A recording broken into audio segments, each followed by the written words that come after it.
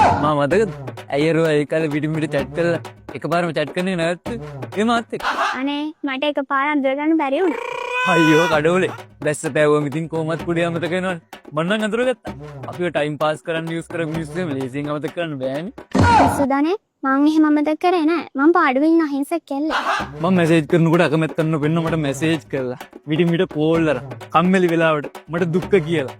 එහෙම නැති වෙලාවට මාව එක දිගට මග ඇරලා මට ඒක දෙන්න පාඩුවේ ඉද්දි මට එක ඉඟි දීලා මං අහුවේගෙන වගේ එනකොට මම මග ඇරලා කතා කරන එක නවත්තලා දාපු ඔයා අහිංසකයි ඉන්නම අනේ මේ හොඳ කෙල්ලෙක් කියලා හිතලා මගේ වැඩ සේරම පැත්තක දාලා නානකොට කනකොට බොනකොට හැමතැනම යනකොට සේරම වෙලාවල් වල මැසේජ් කරලා ඔයා මම මග ඇරනවා කියලා දෙනකොට මගේ ආත්ම කරුත්තේ සුනකයට දාලා ඔයා වෙනුවෙන් බලාගෙන ඉඳලා හැම වෙලෙම chat එක රීෆ්‍රෙෂ් කර කර බලපු මම කොච්චර අහිංසක කොල්ලෙක්ද එහෙම තමයි ඉතින් chat කරලා ඇති කියලා හිතනම නවත්තනවා. ඔයාලා ඉතින් කොහොමත් අපිත් එක්ක chat කරේ නෑනේ. අපි දාපු මැසේජ් වලට රිප්ලයි කරා විතරයි. කමෙන්ට් නෑ කරගෙන යන්න. මම වෙනි තවත් ගොන්නු ඉන්න. chat කරා කියලා කසාද බදින්න ඕනේ නෑනේ. එහෙම ලේසියෙන් මගේ ජීවිතය කියන ෆිල්ම් එකේ මේන් කැරක්ටර් එක වෙන්න කාටවත් බෑ.